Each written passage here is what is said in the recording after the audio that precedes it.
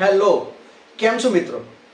આજના આપણા તરંગ પ્રકાશ શાસ્ત્રના વિડિયો નંબર 3 માં આપણે જોવાના છે શું હાઇગેન્સના સિદ્ધાંતની મદદથી પ્રકાશનું પરાવર્તન.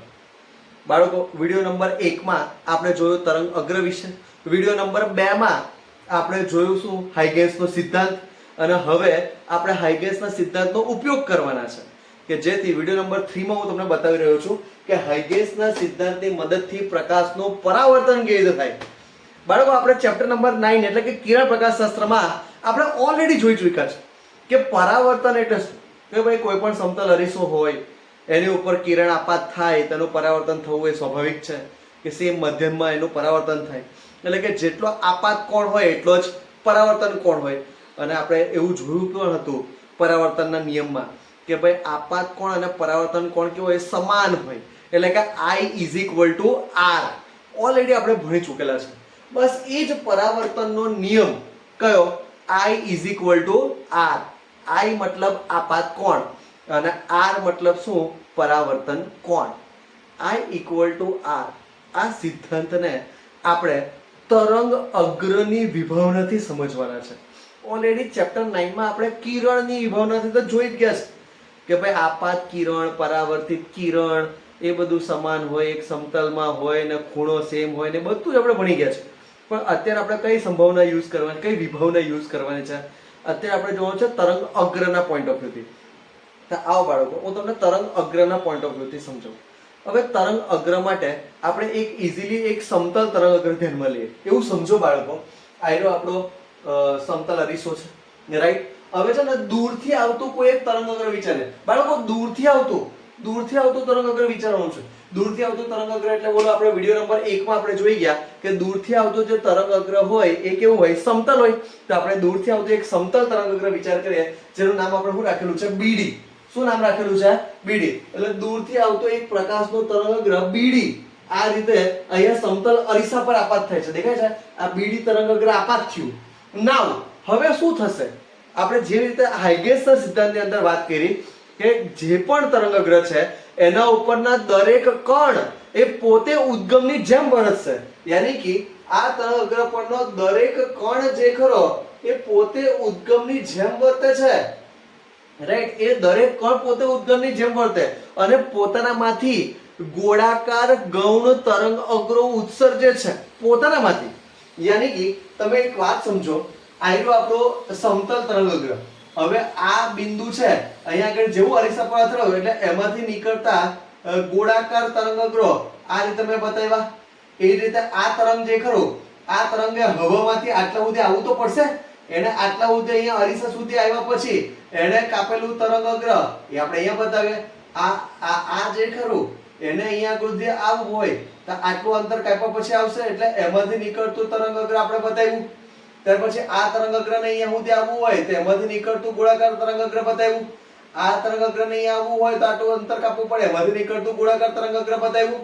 ત્યાર પછી આયરો તરંગ અગ્ર છે તો એને આટલું હવામાંથી આટલું અંતર કાપ્યા પછી અહીંયા આવવું પડશે, એમાંથી નીકળતું ગોળાકાર તરંગ અગ્ર બતાવ્યું. આયરો D પોઈન્ટ છે, એમાં એ પોઈન્ટ સૌથી દૂર છે, એને હવામાંથી આવતા અહીંયા બહુ વાર લાગે એટલે એમાંથી નીકળતું એક નાનું અમથું ગોળાકાર તરંગ અગ્ર બતાવ્યું.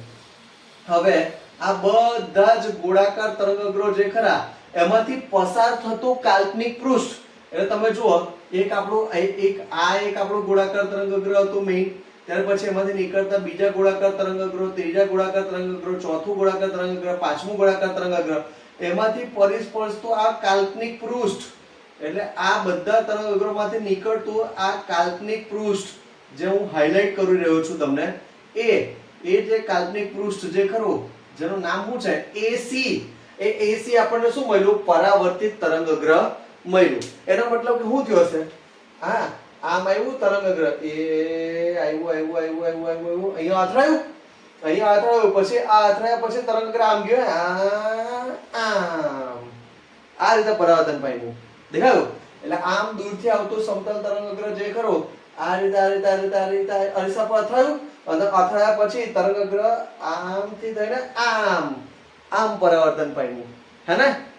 ઓકે, યાની કે BD જે ખરું એ આપણું શું છે, આપાત તરંગ અગ્ર છે અને આપણને મળ્યું શું, AC. AC આપણું શું છે, પરાવર્તિત તરંગ અગ્ર. BD એ આપણું શું છે આપાત તરંગઅગ્ર છે અને AC એ શું છે આપણું પરાવર્તિત તરંગઅગ્ર. તો મિત્રો અહીંયા આગળ તમને દેખાય છે બે ટ્રાયેંગલ છે. એક છે આપણો BCD આ એક ટ્રાયેંગલ છે અને બીજો આપણો છે ABC આ બીજો ટ્રાયેંગલ છે. તો અહીંયા બે ટ્રાયેંગલ છે તો બંને ટ્રાયેંગલ જે ખરા એમાં તમે જુઓ એક બાજુ કોમન છે કઈ BC. આ ટ્રાયેંગલ માટે બી BC બાજુ કોમન છે, આ ટ્રાયેંગલ માટે બી BC બાજુ કોમન છે, એટલે બંને માટે એક બાજુ તો કોમન છે યાની કે BC. યાની કે આ ટ્રાયેંગલ ની BC ને આ ટ્રાયેંગલ ની BC એ કોમન છે. બીજું એક ખૂણો જે ખરો ને એ સેમ છે કયો તો કે BAC અને બીજું છે BDC. એ બંને કેવા છે કાટખૂણા છે રાઈટ. એ બંને કેવા છે 90 ડિગ્રી વાળા ખૂણા છે એટલે અહીંયા 90 ડિગ્રી બતાવ્યું. અને ત્રીજું તમે જુઓ AB અને CD એ બંને સેમ બાજુઓ છે. તમને એવું થાય કે સેમ બાજુઓ છે. એકચ્યુઅલમાં કઈ રીતે આ બે બાજુઓ સેમ હોઈ શકે? એકચ્યુઅલી A પોઈન્ટ જુઓ, D પોઈન્ટ જુઓ, બંને કણો જે ખરા ને એ એક જ મધ્યમમાં છે. આ દેખાય છે બંને કણો એક જ મધ્યમમાં છે એટલે કે હવાના મધ્યમમાં છે. યાની હવાના મધ્યમમાંથી આ કણને અહીંયા આવવું અને હવાના મધ્યમમાંથી આ કણને અહીંયા આવવું. તો બંને ને હવાના મધ્યમમાં છે ને હવાના મધ્યમમાંથી કણો ટ્રાવેલ કરીને એક સાથે નીચે અથડાવાના છે રાઈટ. તો બંનેનો હવામાં વેગ તો સેમ જ હશે. કણનો વેગ હવામાં તો ફિક્સ છે રાઈટ. એટલે કે આ બે બાજુઓ પણ કેવી આવશે સેમ. કેમ કે એક જ મધ્યમમાં હોવાથી તેમના વેગ કેવા હોય સમાન હોય. વેગ સમાન હોય તો અંતર તો સેમ જ કાપવાના છે સમાન સમયમાં. એટલે બંને કણો સમાન સમયમાં સમાન અંતર કાપશે. માટે અહીંયા તમે જુઓ આ બાજુ ખૂણો બાજુ યાની કે બા ખૂ બા બાજુ ખૂણો બાજુ બા ખૂ બા 10મા ધોરણમાં ભણી ગયા આપણે યાની કે બા ખૂ બા. એટલે કે આ બંને ત્રિકોણો કેવા છે સમાન ત્રિકોણો છે. એનો મતલબ કે એનું બધું સમાન છે. જો અગર બધું સમાન હોય તો એનો મતલબ હું એવું કહી શકું કે એનું આ પણ સમાન હશે. આ પણ એટલે શું? હવે તમે અહીંયા જરા ધ્યાનથી જુઓ તો આ આપણું હતું BD એ શું હતું આપણું આપાત તરંગઅગ્ર હતું. આપાત તરંગઅગ્ર યાની કે આપાત તરંગઅગ્ર તો એનો આપાત કોણ આપણે I લખી દઈએ રાઈટ. અને અહીંથી આ પરાવર્તન થયું. આપણે વાત થઈ એમ કે આ આપાત થયું ને આમ પરાવર્તન થયું. હવે પરાવર્તન થયું એનો મતલબ કે આયરો જે ખૂણો છે એ મારો પરાવર્તિત ખૂણો એ મારો કેટલો છે R છે. યાની કે હું આવું કહી શકું કે DBC equal to ACB યાની કે I is equal to R. જો એની બાજુ સમાન હોઈ શકે, ખૂણો સમાન હોઈ શકે, બાજુ બાકુબા છે, સમાન ત્રિકોણ છે, એનો મતલબ કે બંને ત્રિકોણના આ બે ખૂણો પણ સમાન હોઈ શકે છે. હે ને? એટલું બેઝિક મેથ્સ તો તમને આવડે છે. એટલે કે I is equal to R છે. ઓકે બચ્ચાઓ, તો આપણે આજના વિડીયોમાં શું જોયું તો કે ભાઈ હાઇગેન્સના સિદ્ધાંતની મદદથી આપણે પ્રકાશનું પરાવર્તન જોયું. પણ હાઇગેન્સના સિદ્ધાંતનો મદદ એટલે આપણે અહીંયા કઈ વિભાવના જોઈ? તરંગ અગ્રની વિભાવના જોઈ. બાળકો 9મા ચેપ્ટરમાં કિરણના પોઈન્ટ ઓફ વ્યૂથી સમજેલા.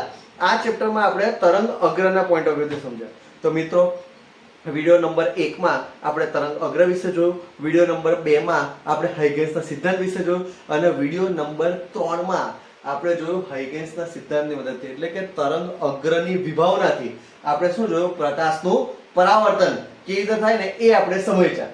આશા છે કે તમને આમાં સમજ પડી હશે. ઓકે, તો હવે બાળકો નેક્સ્ટ વિડીયોમાં આપણે હાઇગેન્સના સિદ્ધાંતની મદદથી એટલે કે તરંગ અગ્રની વિભાવનાથી આપણે પ્રકાશનું વક્રીભવન જોવાના છે. તો બાળકો મારી જોડે કન્ટિન્યુઅસલી જોડાયેલા રહેજો. Thank you.